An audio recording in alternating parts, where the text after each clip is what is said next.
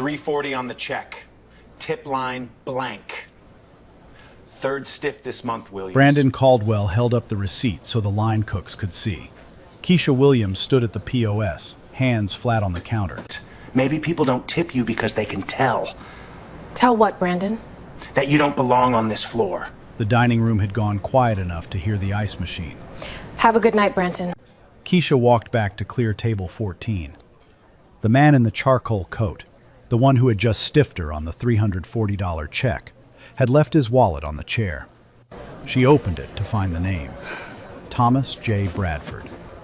The same name above the front door. What she wrote on the back of her order pad and slipped inside that wallet would bring him back through the door 48 hours later, with 2 lawyers behind him. That scene right there. The receipt held up. The line cooks pretending not to hear. I've replayed it in my head a few times. I'm Kane Uncovers, and the thing about Keisha Williams is she'd been writing it all down for 6 years. So let me take you back to the morning of, before the wallet, before the lawyers. The nebulizer hummed in the next room. Jada's breathing had eased an hour ago, but Keisha Williams kept the bedroom door open anyway. Old habit from the worst flare-up 2 winters back. The clock above the stove read 3:14 p.m. At the kitchen table, her son Andre was bent over a long division worksheet. 12 years old, pencil tip worn down to a stub. Keisha opened the brown leather notebook beside the napkin holder. The cover was worn soft at the corners. She uncapped a black pen. Last Friday, tip line, $84 cash collected. Tip line reported on the POS, $58. She circled the gap. $26. 5th circle this month. Mom, Andre didn't look up. Is 48 divided by 6 equal to 8? Yes, baby. Why is it always you that has to check? She closed the notebook and slid it into her apron pocket. Because if nobody checks, baby, nobody knows. She kissed the back of his head, slipped her shoes on, and stepped out into the rain. The brass logo above the door of Bradford & Sons Steakhouse caught the parking lot light through the wet. 2 crossed knives, a wheat sheaf. The same crest the founder had drawn on a napkin in a Chicago diner 6 decades back. Keisha shook the rain from her hood under the awning and pushed through the side entrance. The kitchen smelled the way it always did at this hour. Seared ribeye, bleach near the dish pit, coffee burning at the bottom of a forgotten carafe. Tickets snapped against the line printer with a wet thwack as the prep cook tested the machine. Riley Bennett, the new hostess, was folding napkins at the host stand. She glanced up when Keisha walked past. Then she glanced down again. Quickly. Keisha noticed. She noticed everything now. Hey, Riley. Hi, Keisha. Riley's voice had the careful brightness people used when they had been told something. Keisha kept walking. The pre-shift huddle ran every Friday at 4:30 p.m. in the back hallway. Curtis Anderson, the branch manager, stood with a clipboard and a smile that was always the same width. Sections tonight, he scanned the list. Tanya, you're on bar overflow. Ethan, stations 4 through 8. Keisha, back wall again, 12 through 18. Tanya Brooks shifted her weight. She had been a line cook for 8 years and could read a section sheet upside down. The back wall was the worst rotation in the building. Slow turnover, parties of 2, low ticket averages, no big spenders. Keisha kept her face flat. Got it. And listen, Curtis looked up at no one in particular. Brandon's coming in tonight, regional, so let's be sharp. The huddle broke. Tanya caught Keisha's elbow as the servers scattered. Linen closet, 2 minutes. The linen closet smelled like dryer sheets and old wood. Tanya pulled the door almost closed behind them, leaving an inch of light. He called Curtis at lunch, she said, voice low. I was prepping family meal. He didn't see me. Brandon? He told Curtis to rotate Tashira and Denise off Saturday closes. Said it was for training. He said, exact words, and keep moving Williams off the high tip nights. She's getting comfortable. Keisha felt her hand close around the notebook in her apron pocket. That's the 3rd time this quarter. That's the third time you noticed. They stood in the inch of light. From outside the door came the sound of Riley laughing too brightly at something a line cook said. The walk-in cooler hummed. The hum always carried the office voices when the back door was open. Keisha had learned that 2 years ago. "Tanya, don't tell anyone you told me." Tanya nodded once. They came out separately. Pre-opening checks. Keisha walked her section. Table 12, 4-top. Table 14, deuce. Table 16, 4-top. Table 18, deuce. She straightened a knife. She fixed a candle that had tilted in its holder. Then she sat on the back service stool, pulled out the notebook, and wrote. Friday, 5:48 p.m. Sections 12 through 18 again. Tanya said Brandon told Curtis to move me off the high-tip nights. Said I was getting comfortable. She slid the notebook back into the apron pocket where the lining had been stitched a little deeper than the others. From the front of the house, the heavy door opened. The first reservation of the night came in dripping rain. Riley smiled her hostess smile. The clock above the bar moved 1 tick. Brandon Caldwell walked through the kitchen door at 5:51, took off his jacket, hung it in Curtis's office, and started watching the floor. 7:12 p.m. The bar was filling with a corporate party celebrating quarterly close. 2-deep line at the host stand. Rain hammering the front window. Riley was about to seat a couple at table 22 when the man came through the door alone. Charcoal overcoat, dark in the shoulders from rain. Late 30s, quiet face. The kind of face that took inventory before it ordered. "Just one," he said. "I'd like Keisha's section, if she's working tonight." Riley's smile flickered. "I'm sure. Let me check her tables." At the bar, Brandon Caldwell had been watching since the door opened. He pulled out his tablet and made a note. Then he watched Riley walk the man to table 14. When Keisha came to drop water, the man looked up at her, quick, just long enough, and back to the menu. He didn't order an appetizer. He ordered the ribeye, medium rare, no sides changed. He asked for the wine list and closed it without picking anything. He drank water. Keisha worked her section the way she always did. Refills before they were asked for. Bread plate cleared the second it was empty. Eye contact when she came to the table, not when she passed it. Space between checks. The man ate slowly, half the steak. He didn't take a photo of the food. He didn't make a phone call. He read the dessert menu without ordering from it. Once he set down his fork and looked at the brass crest stamped into the bread plate for a long beat. The same crest as the one above the door, the same crest as the one on the wall behind the bar, and then picked the fork up again. He was, Keisha noticed, the only person in the room not on a phone. The check came to $340 on the dot. He didn't ask to see the wine list again. He didn't order coffee. He didn't talk to her except to say thank you when she dropped the folder. He signed. He set the folder back on the table. He stood, put on his coat, and walked out into the rain without waiting to be told goodbye. Keisha picked up the folder. Tip line. Blank. She stared at it for 2 seconds. She breathed in through her nose, slow, the way her grandmother had taught her in the church basement during the funerals. She walked the folder to the POS. She entered 0. She tore the merchant copy. She filed it. Brandon Caldwell was already off his bar stool. He held up the receipt so the line cooks could see.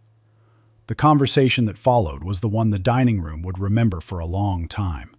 The one that ended with Keisha walking back to her section without raising her voice. She walked instead to table 14. The half-eaten ribeye was on the plate. The water glass was 3/4 full. The folder was on the table. The wallet was on the chair. Black leather. Heavy. Slim. The kind of wallet that didn't bulge with anything except what mattered. She had cleared a lot of tables in 6 years. She had returned a lot of wallets. She picked it up without thinking. It was when she turned it over to check for a name tag that she opened it. Driver's license. Illinois. Thomas J. Bradford. She stopped moving. She read the name a second time. She looked at the brass crest on the bread plate. She looked at the brass crest on the wall behind the bar. She looked at the man's name on the driver's license. She did not put the wallet down. She walked, calm, to the service station. She set the wallet on the counter beside her order pad. She tore a half page from the back of the pad. She uncapped her pen. She wrote, "Sir, you forgot your wallet on the chair. I left it with the hostess. Also, if you're really the new owner like the news said, please look at the tip pool numbers for Region SE. Something's wrong here. K." She folded the note once. She slid it between the driver's license and the credit card. She walked the wallet to Riley. "This belongs to the man who just left table 14. If he comes back tonight, give it to him. If not, his hotel is the Whitlow on 10th. Drop it off when you're off shift. Don't tell Brandon." Riley took the wallet. Her hands were a little unsteady. She slid the leather under the host stand logbook, where it would not be seen unless someone was specifically looking. "Keisha." Riley's voice was barely audible. "I'm sorry. About earlier." Keisha touched her shoulder once, lightly. "Just hold the wallet, baby." She walked back to her section. The corporate party at the bar had resumed drinking, but two of them kept glancing over. The foretop at window 7 had not asked for refills. Word traveled fast in a dining room. The story would be different in every break room by Sunday morning. Keisha picked up her next ticket. She walked it to the kitchen. The line cooks parted to let her through. The Whitlow Hotel was 3 blocks from the restaurant. 8 floors, marble lobby, brass fixtures meant to look older than they were. The night manager, a young man whose name tag read Mitch, was on the phone when Thomas Bradford walked back through the revolving door at 11:40 p.m. Mitch held up a finger, ended the call, slid the leather wallet across the desk. "Sir, a young woman dropped this off about an hour ago. She said it was yours. She said there was a note in it." Thomas took the wallet. It was lighter than it should have been because he had emptied most of it before going out tonight, on purpose. The $100 bills he had folded in the back were untouched. The credit card was where he had left it. He nodded to Mitch. He walked to the elevator. He waited until the doors closed. He opened the wallet. The note was folded once, tucked between the driver's license and the credit card. The paper had a tear along one edge, torn from the back of an order pad.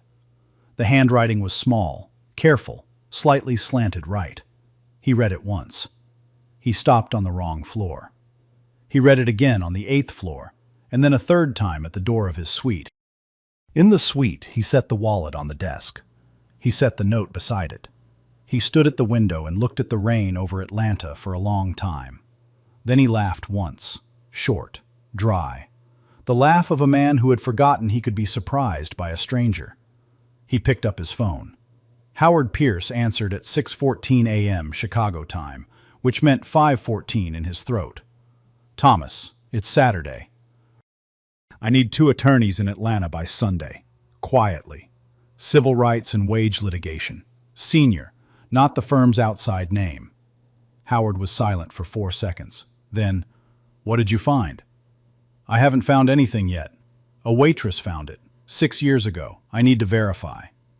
"You inherited a company, Thomas. You don't infiltrate it." "My grandfather did. Once a year. He just never told the board." "Your grandfather had 30 years of judgment on you." "He also had a habit of telling the lawyers after." Howard inhaled. "What do you want them to do when they get here?" "Nothing. Sit in a hotel room. Read what I send them. Be ready to move on Sunday after next, if I'm right. And Howard, keep it off the corporate calendar. If anyone at HQ asks where I am, I'm in Aspen." "You hate Aspen." "That's why no one will check." The dishwasher posting had been open at Bradford & Sons Buckhead for 9 days. Curtis Anderson was under quiet pressure from the regional office to fill back-of-house roles fast, the kind of pressure Brandon Caldwell had been applying through coded language about labor mix. At 7:02 a.m., Thomas Bradford submitted an online application under the name Tom Burke. He used a Gmail address he had created the night before. 2 previous restaurant jobs at places that didn't exist, with phone numbers that rolled to a service his assistant had set up. He listed no degree. At 7:54 a.m., Curtis called the number. The interview took 6 minutes. Tom Burke could start tonight. Thomas hung up. He looked at himself in the mirror over the suite's vanity. He took off the silver watch with the engraved crest on the back. He put on a cheap digital one he had picked up at a gas station on the way back from dinner. He took the note from Keisha out of his pocket. He read it one more time. He folded it carefully and slid it into the inside lining of his suit jacket, against his ribs. Then he changed into clothes he had bought that morning at a Target 3 suburbs over. The shirt tag came off in his hand. He looked at the brand name on it for a second, generic, gray, and let it fall into the wastebasket. He looked at himself again in the mirror. He recognized almost nothing about the man looking back. He picked up his keys. Real talk for a second. The man owns the entire company. He could end Brandon's career with one phone call. But instead, he's pulling Target tags off a shirt in a hotel bathroom.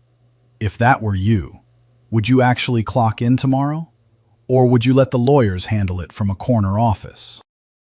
The back hallway at Bradford & Sons Buckhead smelled like steam and dish detergent, and faint smoke from the broiler vent that never closed right. Curtis Anderson walked Tom Burke past the dish pit, past the prep counter, past the office door. Locked, Tom noted, and to a metal locker with no padlock. You'll need to bring your own lock by next shift. We're not responsible for items. Got it. Aprons are on the hook, time clocks at the wall. You're punching in at 4, off at midnight. Family meal at 5. Curtis paused, just for a second. He looked at Tom's hands. Tom kept them at his sides. You good with sprayers? You ever run a Hobart? I'll figure it out. Tonight, you're shadowing Eddie for the first hour. Then you're on your own. Don't stack the wine glasses. Don't argue with the line. If you break something, you tell me. You don't hide it. Yes, sir. Curtis nodded once and walked away. The first shift was just heat and water and the noise of the spray gun. Tom found the rhythm in 20 minutes. Plates came in stacked, came out clean. Glasses ran on the third rack.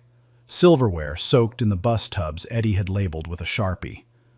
At 11:48 p.m., after the last table cleared, Tanya Brooks brought him a paper plate of family meal scraps, chicken, rice, a stewed green he didn't recognize.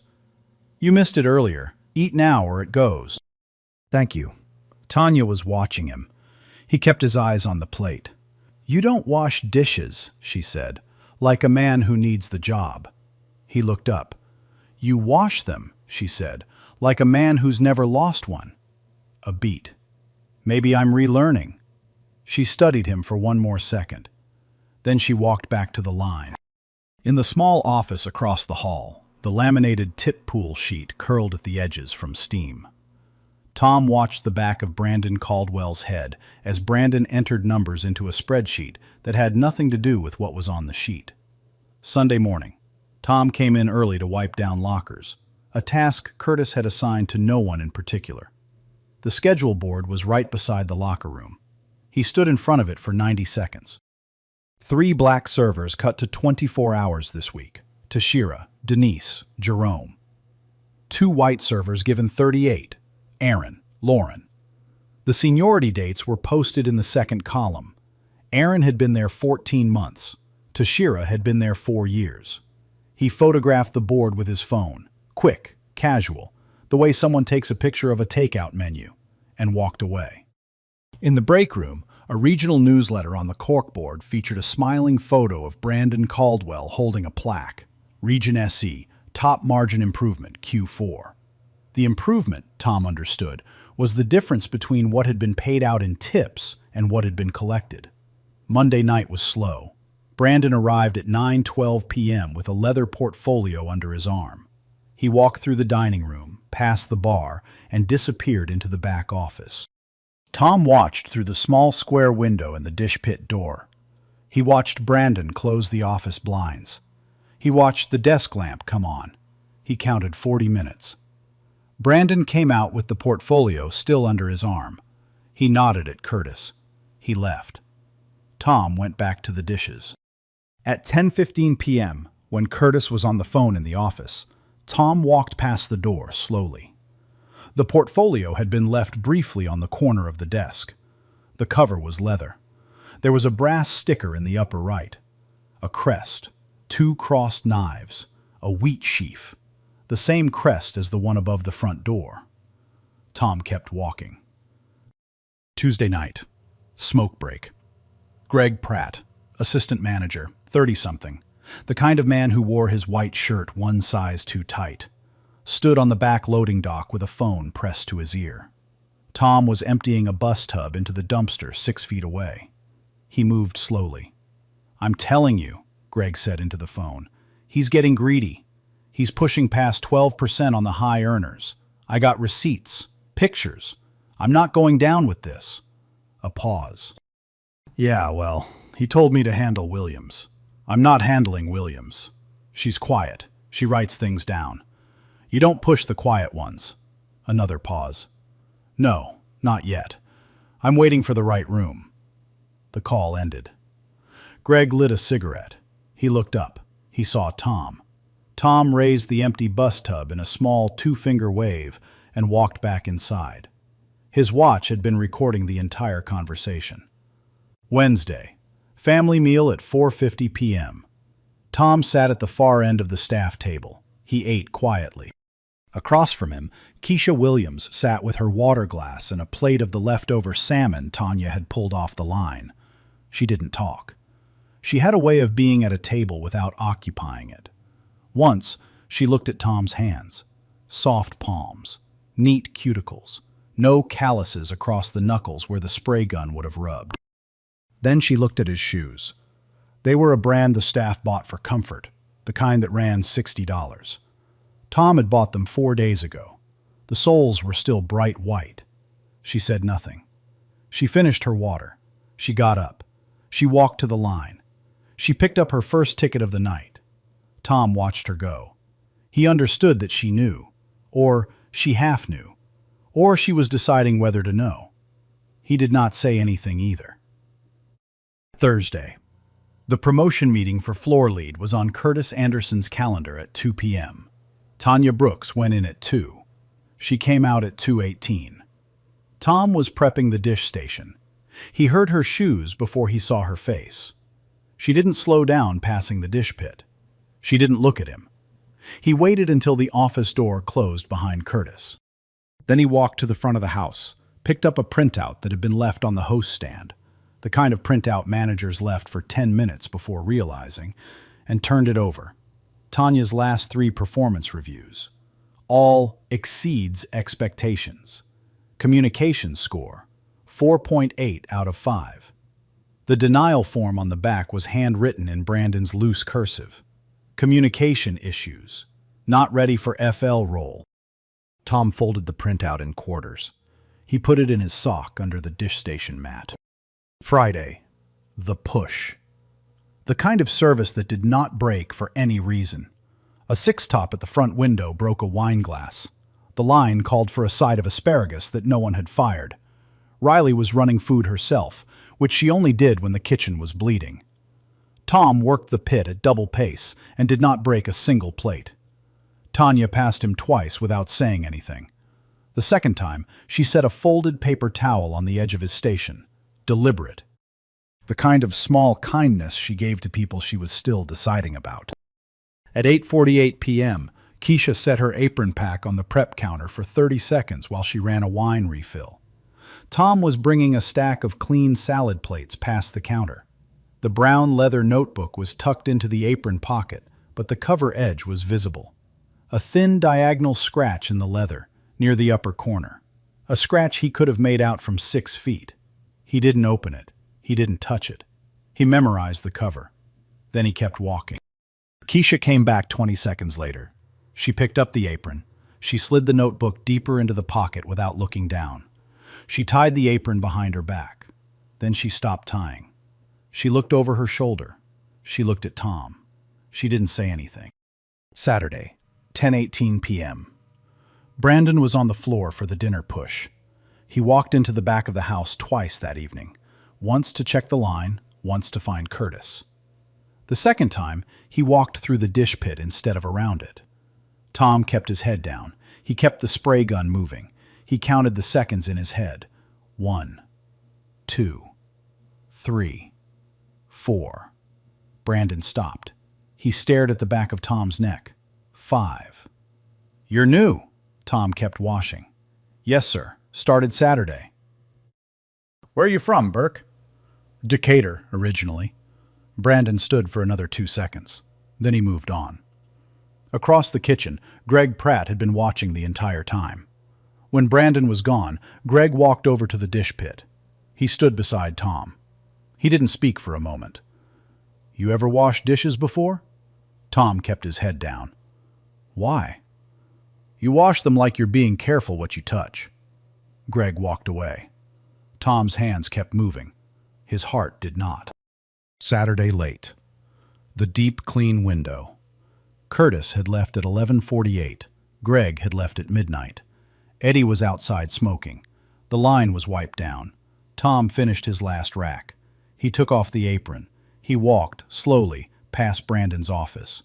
The office door was unlocked. The filing cabinet by the wall had a small brass key in the lock, a key Brandon had forgotten when his phone rang during the dinner push and he had to step out fast. Tom stood in the doorway for 2 seconds. Then he stepped in. He closed the door behind him. He pulled out his phone. He set it to silent. He turned to the cabinet. He pulled the bottom drawer first. The bottom drawer was labeled Training Archives. Inside, no training material. A spiral-bound ledger with a brass crest sticker on the cover. The same crest. The same wheat sheaf. The same crossed knives. Tom opened it. Page 1. Atlanta Buckhead. Q1. A column of names. A column of Pool Reported. A column of Pool Actual. A column titled ADJ in Brandon's loose cursive. The ADJ column was a percentage. 11, 11, 0, 0, 12, 11, 0, 14. The 14 was next to Keisha Williams's initials. Tom turned the page. Q2, same columns, same pattern. The 11 through 14% tracked the black servers. The zeros tracked the white servers. He didn't sit down. He kept standing because if he sat down, he would not get back up calmly. He raised his phone. He photographed 41 pages. He turned each page with the back of his knuckle so the cabinet's surface stayed clean. He kept the camera on silent. He kept the flash off. He used the office desk lamp for light. The pattern across 3 years was the pattern Greg had described on the loading dock. The numbers across 41 pages added to a 6-figure sum.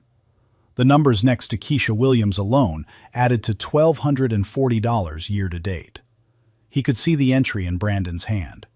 K. Williams, short $1,240 year-to-date.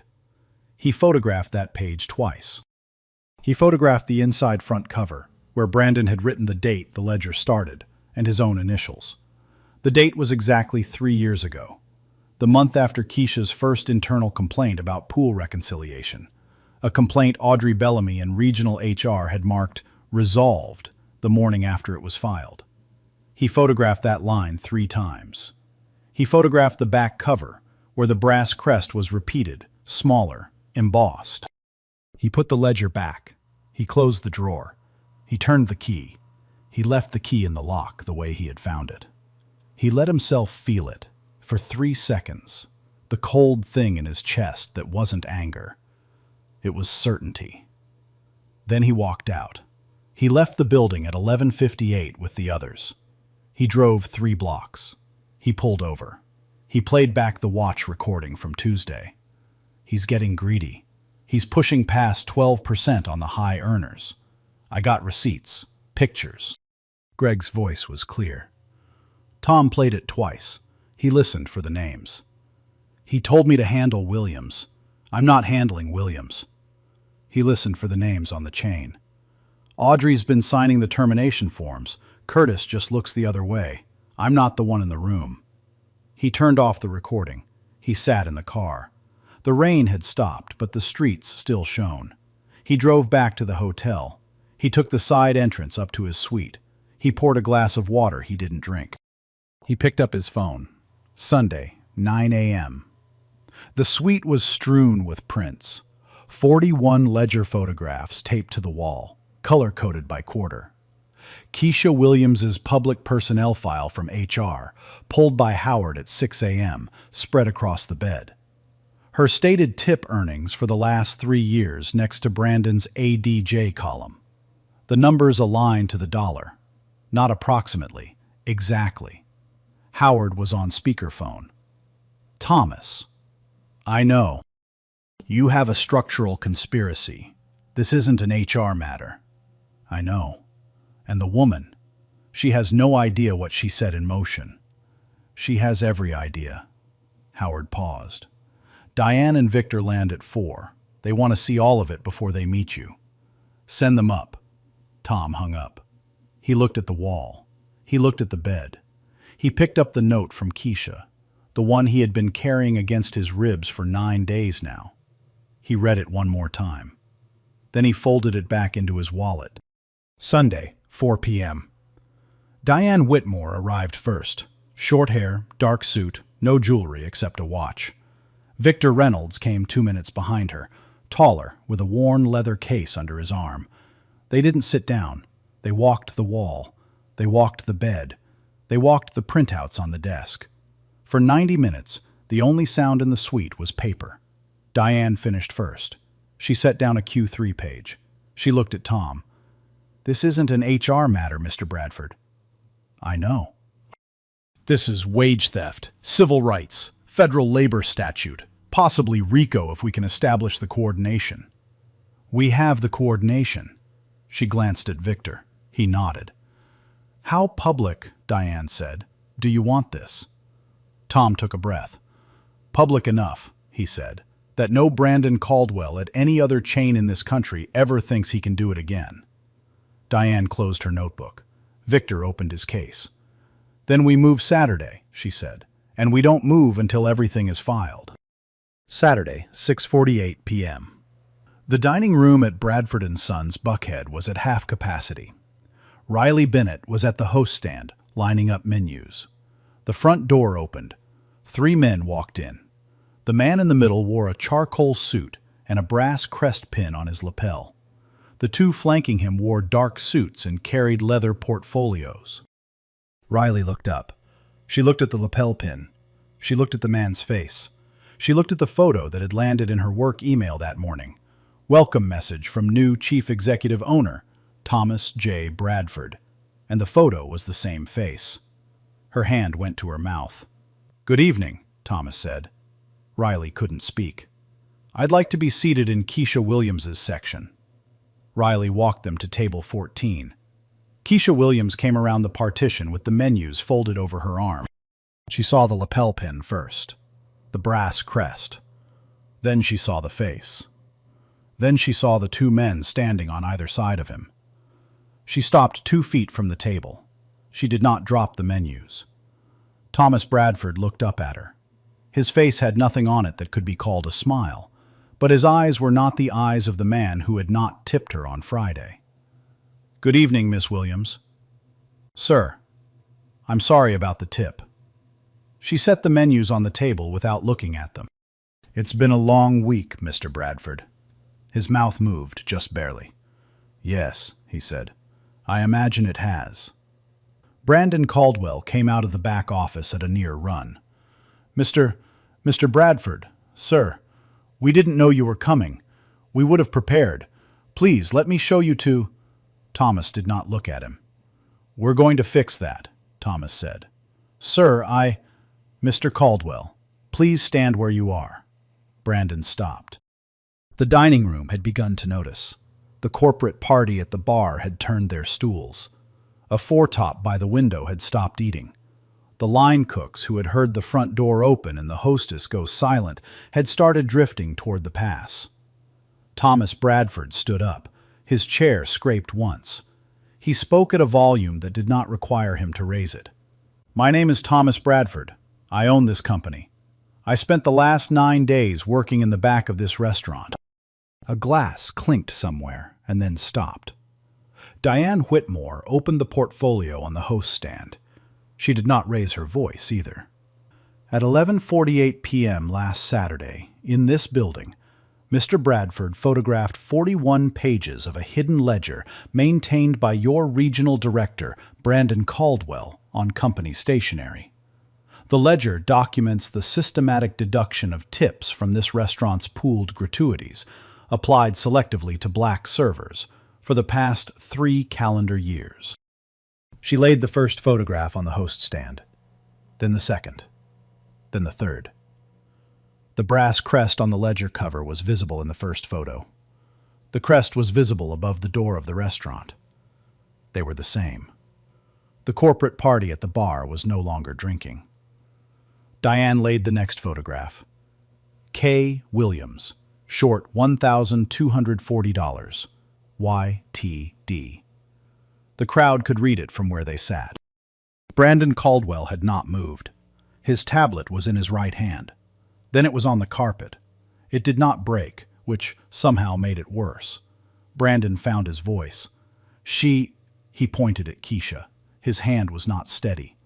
She has been writing fabricated. Keisha Williams opened her notebook. She turned to the third to last page. She read, March 8th, 2023, Friday, Section 12 through 18. Pool reported, 182. Pool actual, 211. Adjustment, $29. She turned a page. April 21st, 2023, Friday, Section 12 through 18. Pool reported, 208. Pool actual, 242. Adjustment, $34. She turned a page.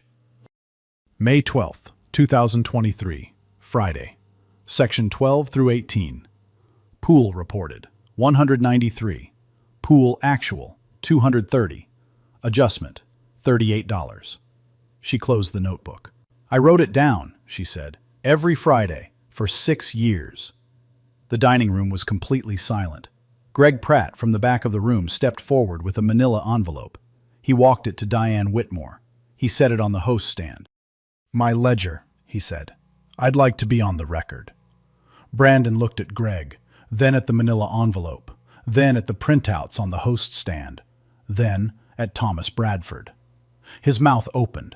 It did not close on words. Mr. Caldwell, Diane said, as of this moment, you are suspended pending termination for cause. You will surrender your keys, your phone access, and your company vehicle.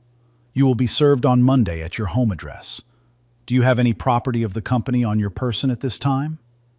Brandon did not answer. Victor Reynolds stepped forward. Sir, your keys.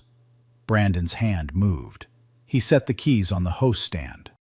Thomas Bradford had not moved during any of it. He turned to the dining room. Folks, he said, I apologize for the interruption. The kitchen will continue service. Your bills tonight are on the house. He turned back to Keisha. Ms. Williams, could you meet me here Monday morning, 9 o'clock? Keisha Williams put the notebook back in her apron pocket. Yes, Mr. Bradford. Thank you. He nodded once. He gestured for Riley to come closer. Riley, the dining room. Stay open. Same staff. We're not changing tonight's service. Riley nodded, her eyes still wide. Thomas turned to leave. Diane and Victor followed him, the portfolios closed now. As they walked toward the front door, the line cooks at the pass began clapping. Slowly at first, then together. Then Tanya Brooks stepped out from behind the line, hands still wet from washing, and the clapping in the kitchen carried to the dining room, where 2 diners stood up, and then 4, until the whole room was standing. Keisha did not turn to look. She walked to table 16 and took an order. Man, that closed notebook moment. 6 years of receipts, 3 dates, and not a single thing left for Brandon to say. The loudest sound in a dining room is usually the page of a notebook turning, and the quietest woman in the room is usually the one keeping score. Monday, 9 a.m., Chicago.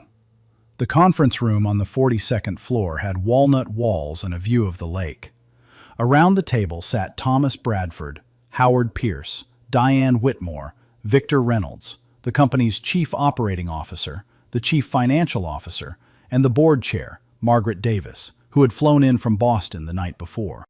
At 9:14, Brandon Caldwell, Audrey Bellamy, and Curtis Anderson were each notified, by separate registered emails, of immediate unpaid suspension pending termination for cause. At 9:18, the COO asked whether due process had been followed. "It has," Diane said.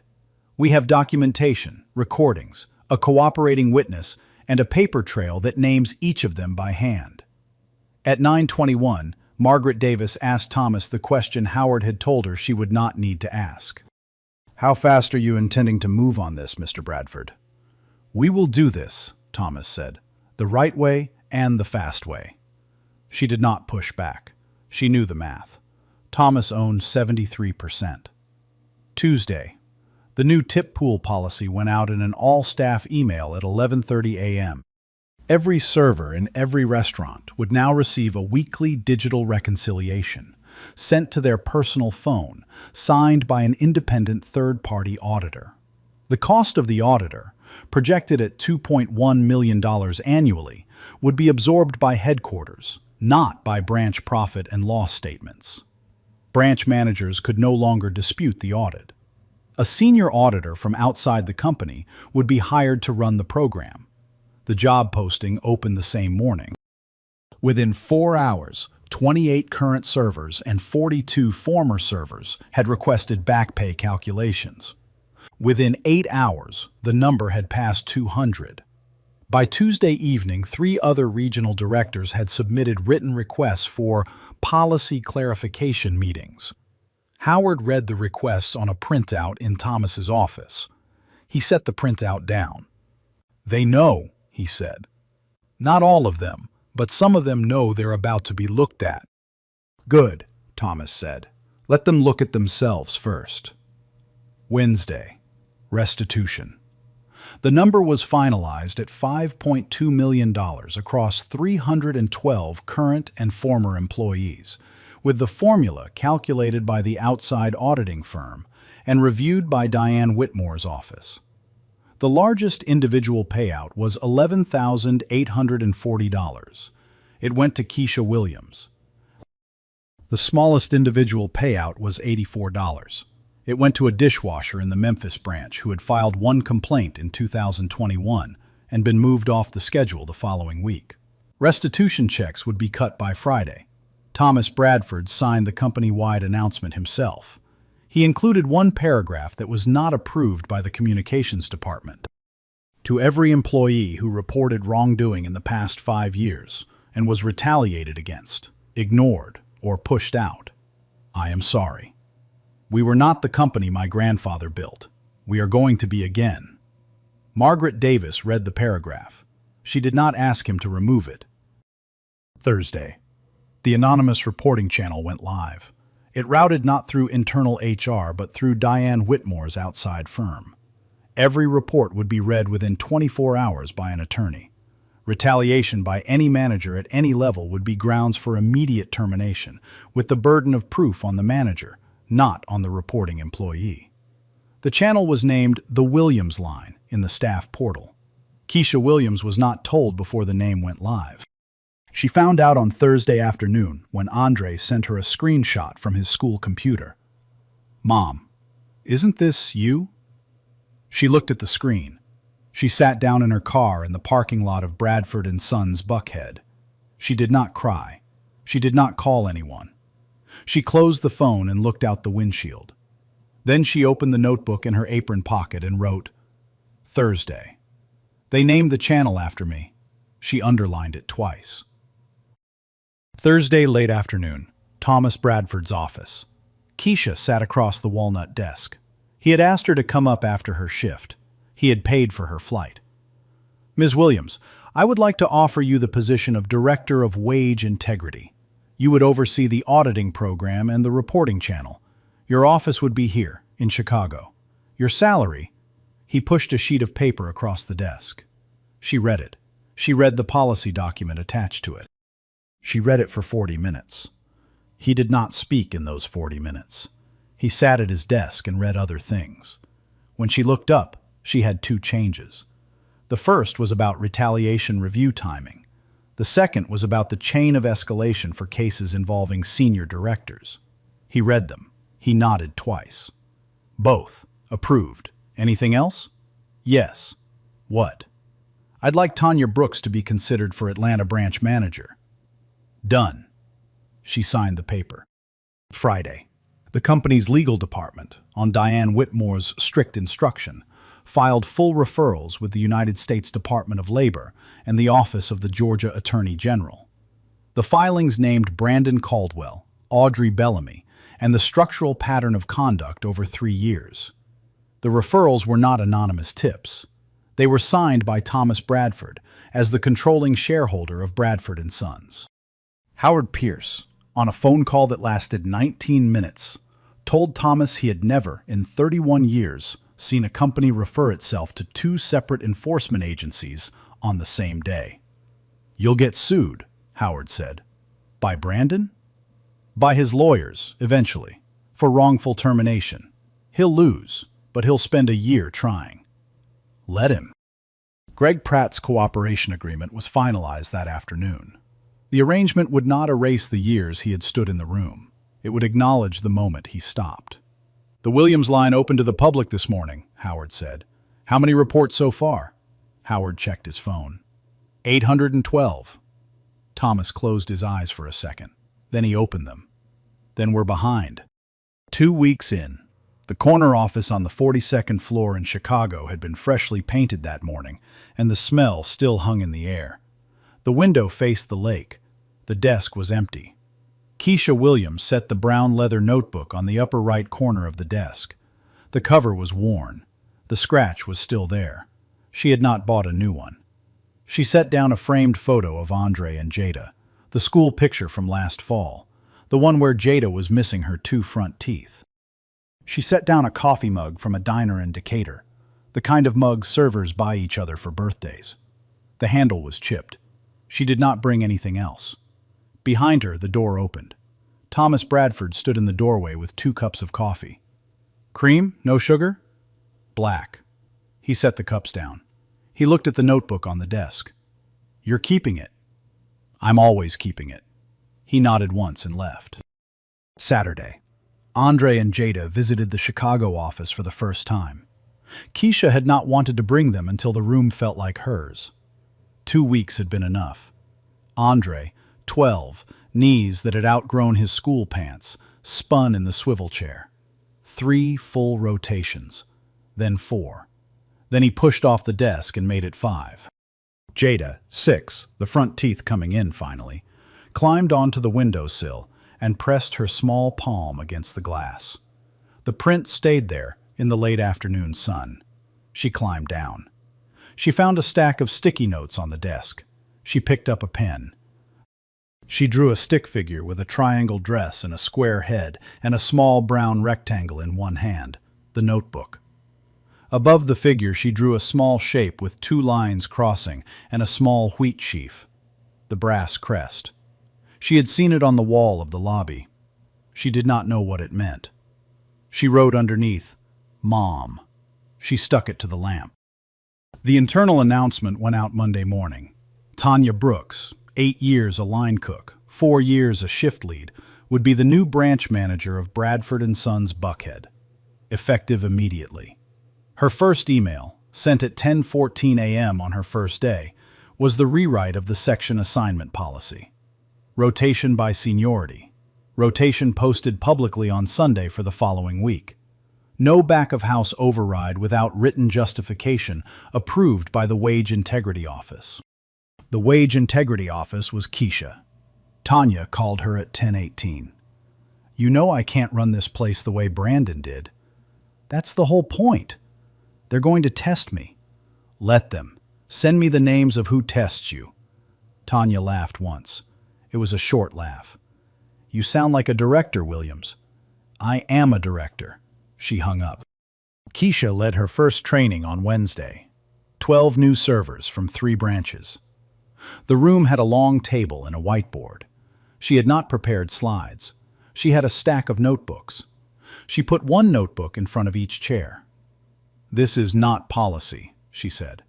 "This is not required by the company. This is something I did." She held up her own. "This notebook is 6 years of receipts.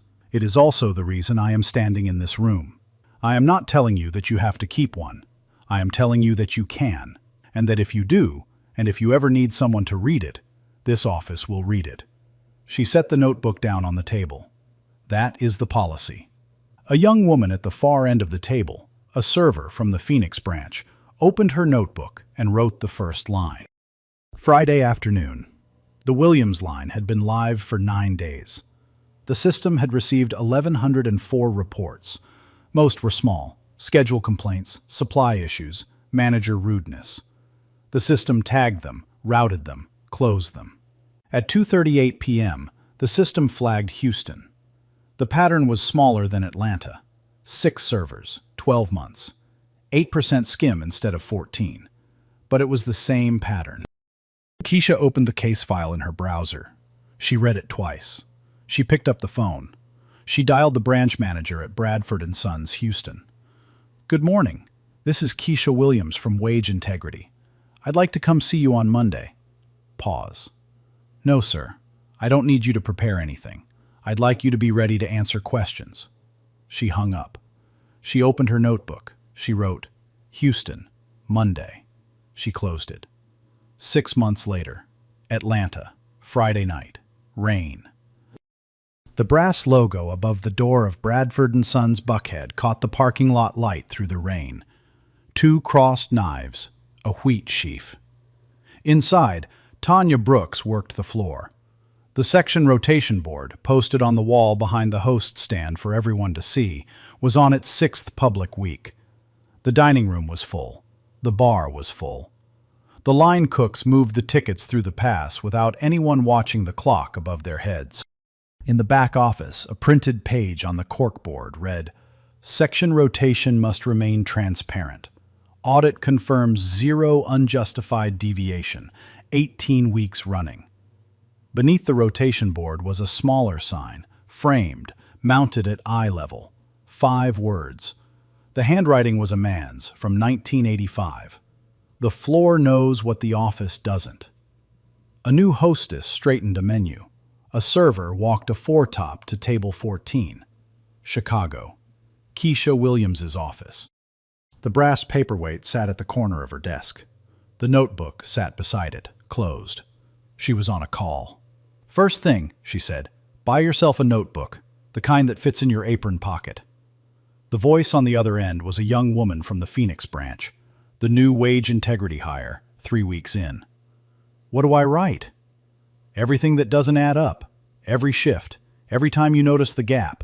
You don't need to know what it means yet. You just need to write it down." She hung up. She opened the notebook. The last entry read, "Friday. Sections rotated. Tips matched." She underlined it once. On the wall of Thomas Bradford's Chicago office hung a framed half-page of paper. It was not a portrait. It was not a degree. It was not the brass crest. It was a torn piece of order pad with a handwritten note in small, careful script. "Sir, you forgot your wallet on the chair. I left it with the hostess. Also, if you're really the new owner like the news said, please look at the tip pool numbers for Region SE. Something's wrong here." The frame was simple. The paper was old now. The tear along the edge was the same tear. If you have ever seen something wrong where you worked, and written it down, or stayed silent, tell us in the comments below. Sometimes one small note changes the whole company.